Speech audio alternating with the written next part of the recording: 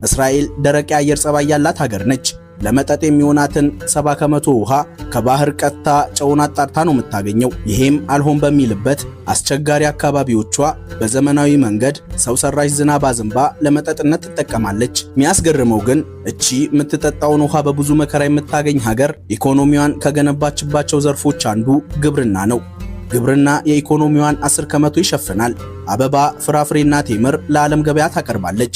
ቲማቲም፣ አቮካዶ፣ ብርቱካን፣ ሮማንና ወይን በዋነኝነት ታመርታለች። የዓለማችን 6ኛዋ ቴምር ኤክስፖርት የምታደርግ ሀገር ነች። ከሁሉ በላይ ግን የተለያዩ የግብርና ቴክኖሎጂዎችንና ምርጥ ዘሮችን እያዳቀለች በግብርና ለሚተዳደሩ ሀገራት ትሸጣለች።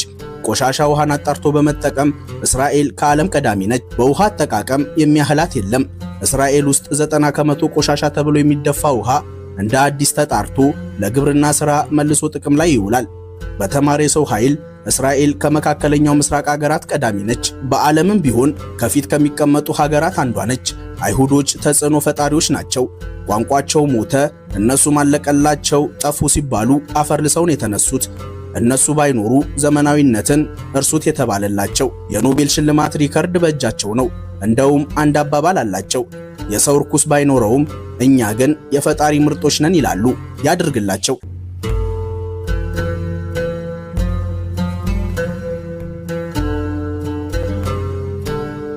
እስራኤል ሀገር ሆና የተመሰረተችው ከዛሬ 77 ዓመት በፊት በፈረንጆቹ 1948 ነው።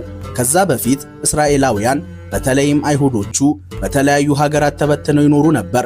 ሀገር የመመስረት እንጂ ሀገር ያልነበራቸው ህዝቦች ናቸው። የዛሬዋን እስራኤል ጋዛና ዌስት ባንክን ጨምሮ ፍልስጤም በሚል የምትታወቅ በብሪቴን ቅኝ ግዛት ተገዝታ የምትተዳደር የፍልስጤሞች ሀገር ነበረች። ጥቂት አይሁዶች፣ ሙስሊሞችና ክርስቲያኖች ይኖሩባታል።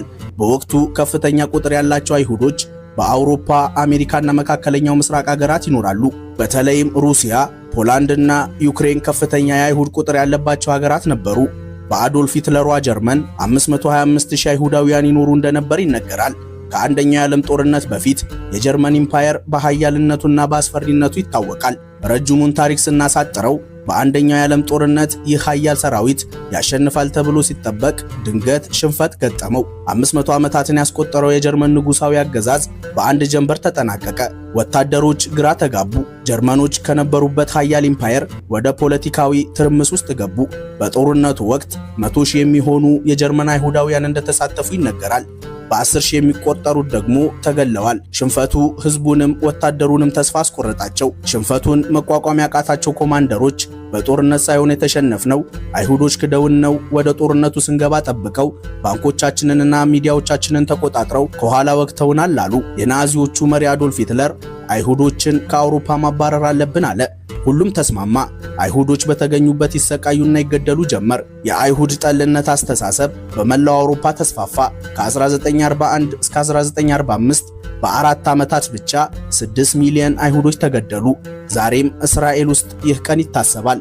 በየዓመቱ ብሔራዊ የህሊና ጸሎት ቀን አላቸው። በዚህ ቀን ትምህርት ቤቶች ይዘጋሉ፣ ስራ ይቆማል። የህሊና ጸሎት እያደረጉ ያስቡታል። ከጭፍጨፋው በኋላ አይሁዶች ሀገር የምንለው መሬት ደህንነታችንን የሚያስጠብቅልን መንግስት ሊኖረን ይገባል ሲሉ ተሰባሰቡ።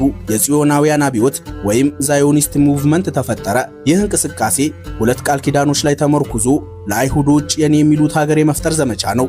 የመጀመሪያው ሃይማኖታዊ ቃል ኪዳን ነው። በቅዱስ ቁርአንም በመጽሐፍ ቅዱስም ነብዩ ያዕቆብ እስራኤል በሚል ስም ይታወቃል። የሱ 12 ልጆች የእስራኤል ነገዶች እንደሆኑ ይታመናል። የአይሁዶች መጽሐፍ ቶራ ወይም ኦሪት ይባላል። በኦሪት መሰረት የአብርሃምና የይስሐቅ አምላክ ለያዕቆብና ዘሮቹ የመኖሪያ ግዛት እንደሚሰጣቸው ቃል ገብቷል። አይሁዶች የያዕቆብ ዘሮች እኛ ነን፣ ቃል የተገባችልን ምድርም ፍልስጤም ነች ብለው ያምናሉ። ስለዚህ ፍልስጤምን መቆጣጠር ቃል ኪዳኑን እንደመሙላት ነው የሚቆጥሩት። ሌላኛው ታላቋ ብሪቴን ቃል ገብታልናለች የሚል ነው። ከመጀመሪያው የዓለም ጦርነት በፊት ፍልስጤምንና አብዛኛው የአረብ ሀገራትን የሚያስተዳድሩት ኦቶማኖች ነበሩ። በዚህ ምክንያት አረቦች ነጻነት ይፈልጋሉ። ብሪቴን ደግሞ ፍልስጤምን በመቆጣጠር ወሳኙን የንግድ መስመር የስዊዝ ካናልን በባለቤትነት መያዝና መጠቀም ትፈልጋለች።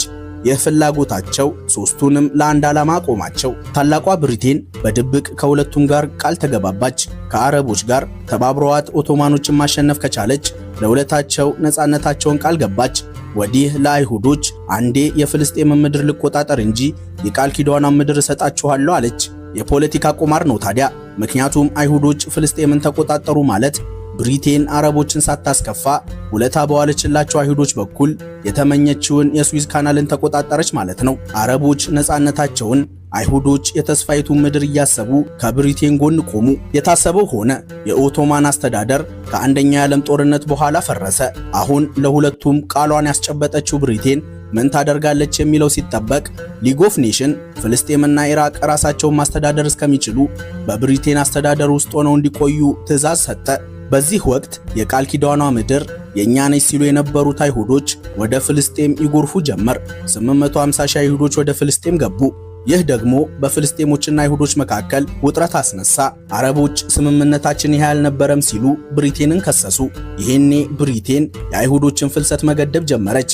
ያ ደግሞ በአይሁዶች ዘንድ ሌላ ትልቅ ተቃውሞ አስነሳባት። በግዛትነት በተሰጣት ፍልስጤም ውስጥ ጦርነት፣ ከውጪ ክስ የበዛባት ብሪቴን ጉዳዩን ለተባበሩት መንግስታት ድርጅት አሳልፋ ሰጠች። የመንግስታቱ ድርጅት 55 ከመቶ የፍልስጤምን መሬት ለአይሁዶች፣ 45 ከመቶውን ለፍልስጤሞች፣ ኢየሩሳሌምን ነፃ ቀጠና ትሁን ሲል ውሳኔ አሳለፈ። ፍልስጤሞች ቢቃወሙም በፈረንጆቹ ግንቦት 14 1948 ጽዮናውያኑ እስራኤል ሀገር ሆና መመስረቷን አወጁ። አሜሪካ በደቂቃዎች ውስጥ ለእስራኤል የሀገርነት ዕውቅና ሰጠች። ከዛን ጊዜ ጀምሮ እስራኤልና አሜሪካ የማይነጣጠሉ ወዳጅ ሀገራት ሆኑ። በዘመናዊ የዓለም ጂኦፖለቲካ እንደነሱ የሚያስቀና ወዳጅነት ያለው ሀገር የለም። አሜሪካ በየዓመቱ 3.8 ቢሊዮን ዶላር ለእስራኤል ድጋፍ ታደርጋለች። ከዚህ ድጋፍ አብዛኛው የእስራኤል ወታደራዊ ኃይልን ለማጠናከር የሚውል ነው። ምክንያት አላት። የመካከለኛው ምስራቅ ቀጠና በአሜሪካና ምዕራባውያን ጠል አስተሳሰቡ ነው የሚታወቀው። አሜሪካ ደግሞ የዓለም ሀያል ሆና መላው ዓለምን የመምራት ፍላጎት አላት።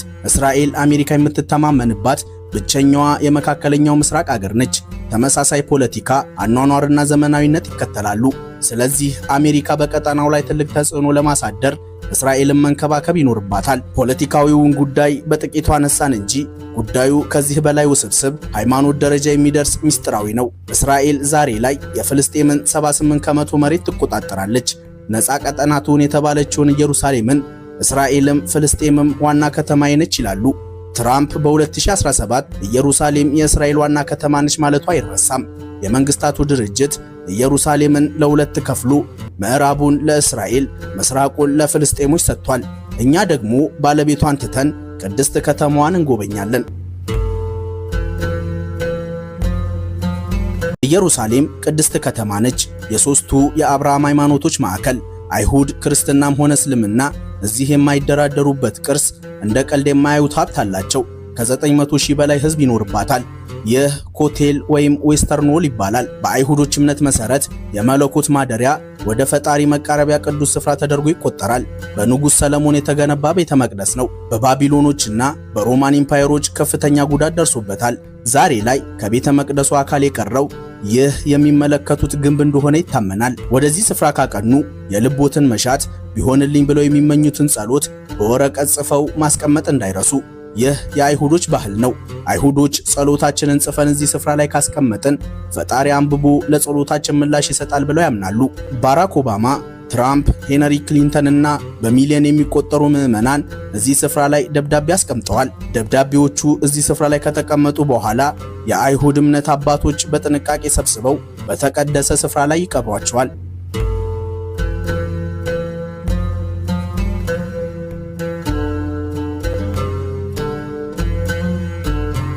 ጎልጎታ ደርሰናል። በክርስትና አስተምሮት መሰረት ኢየሱስ ክርስቶስ ለሰው ልጆች ኃጢአት ዋጋ የከፈለበት የተሰቀለበት ቦታ፣ ይህ ደግሞ ሞቶ በሦስተኛው ቀን ሞትን ድል አድርጎ የተነሳበት ቅዱስ ስፍራ።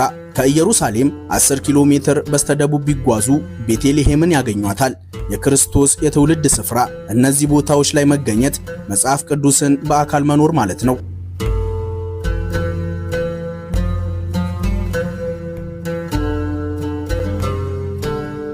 አላቅሳ መስጂድ የሙስሊሞች የመጀመሪያው የሰላት አቅጣጫ፣ ነብዩ ሙሐመድ ኢስራና ሚራጅ የሄዱበት፣ ሰማየ ሰማያትን ወጥተው አምስቱን የሰላት ትእዛዛት የተቀበሉበት፣ አላህ ለነብዩ ሙሐመድ ተአምር ያሳየበት ስፍራ እንደሆነ ይታመናል።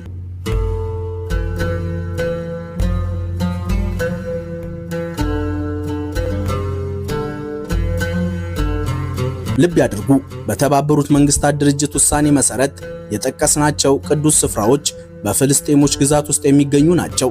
ኢየሩሳሌም ከላይ እንዲህ አይነት ሃይማኖታዊ ቅዱስ ስፍራዎችን ከመሬት በታች ደግሞ ሺህ ዓመታትን ያስቆጠሩ ጥንታዊ ከተሞችን ይዛለች። ኢየሩሳሌም ከሃይማኖት ማዕከልነቷ ባለፈ የእስራኤል የፖለቲካ ማዕከል በመሆን ታገለግላለች። የእስራኤል ፓርላማ፣ ከፍተኛው ፍርድ ቤት፣ የጠቅላይ ሚኒስተሩ ቢሮ በዚች ከተማ ውስጥ ይገኛል። ቴል አቪቭ ከኢየሩሳሌም በአንድ ሰዓት ርቀት ላይ ትገኛለች። ፍጹም የተለየች የቴክኖሎጂ የምርምርና የፈጠራ ማዕከል ነች። ከ400 በላይ ግዙፍ የቴክኖሎጂ ድርጅቶች እዚህ የምርምርና የፈጠራ ማዕከል አላቸው። ለኑሮዋ አመቺ፣ ቅንጡ፣ ዘመናዊና ውድ ከሚባሉ ከተሞች አንዷ ነች። ጽዱ ከተማ፣ ውብ የባህር ዳርቻዎችና ዘመናዊ ሬስቶራንቶች ይገኙባታል። መንፈሳዊነት ላይ እምብዛም ስትሆን በምሽት ሕይወቷ ትታወቃለች። ለኤልጂቢቲዎች ነፃነት የፈቀደች ዓለማችን ላይ ካሉ ለነሱ ተስማሚ ከሚባሉ ከተሞች አንዷ ነች። ቅድስት ሀገር በምትባለው እስራኤል ውስጥ ተገኝተው የተመሳሳይ ጾታ ጋብቻ ሕጋዊ ሆኖ ሲያዩ መገረሙት አይቀርም። ነገር ግን እስራኤልን ቅድስት ያስባለቻት ኢየሩሳሌም መሆኗን እንዳይረሱ። በሜዲትራኒያን ባህር ያማረ እይታ ውስጥ ሆነው አስደሳች ጊዜን ለማሳለፍ ሃይፋ ተመራጭ ከተማ ነች።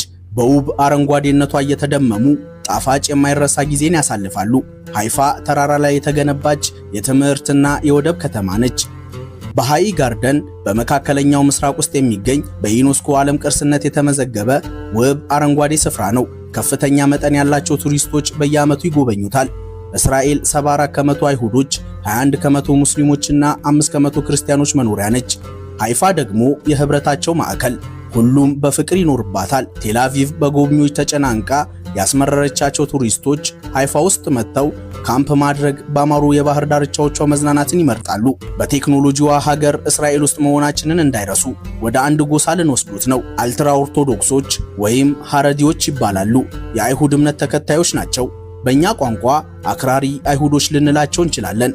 ታዲያ እዚህ ዘመናዊነት ብሎ ነገር የለም። ቲቪ፣ ኮምፒውተር፣ ኢንተርኔት፣ ስማርት ስልክ፣ በአጠቃላይ ቴክኖሎጂ ነክ ነገራቶችን አይጠቀሙም። ትምህርት ቤት ገብተው ዓለማዊ ትምህርቶችንም አይማሩም። ቀኑን በጸሎት ቶራና ታልሙድ በመማር ነው የሚያሳልፉት። ተጨቁነው እንዳይመስላችሁ። ቴክኖሎጂን መጠቀም ከጀመርን፣ ዘመናዊ እንሁን ካልን የተፈጠርንበት ዓላማ ረስተን ከአምላክ ጋር እንቆራረጣለን ይላሉ። እርስ በርስ ለመገናኘት ስልክ ይጠቀማሉ። ነገር ግን ስልካቸው ኮሸር ይባላል። ከመደወል መልእክት ከመላክ የአላርም ቀጠሮን ለመሙላት ካልሆነ ሌላ ጥቅም አይሰጥም። እነዚህ አይሁዶች ከተቀረው የአይሁድ ክፍል ይለያሉ። ወንዶቹ አብዛኛውን ጊዜ ጥቁር ሱፍ በነጭ ሸሚዝ በጥቁር ባርኔጣ ያደርጋሉ። ሴቶቹ ደግሞ የሚመለከቱትን አይነት አለባበስ ይለብሳሉ። ሁሉም አይደሉም ታዲያ። እንዲህ የሚለብሱት ሐረዲ ቡርቃዎች ይባላሉ። የዛሬው ጉብኝታችንን በዚሁ አበቃን። አብራችሁን ስለነበራችሁ እናመሰግናለን። ሰላም።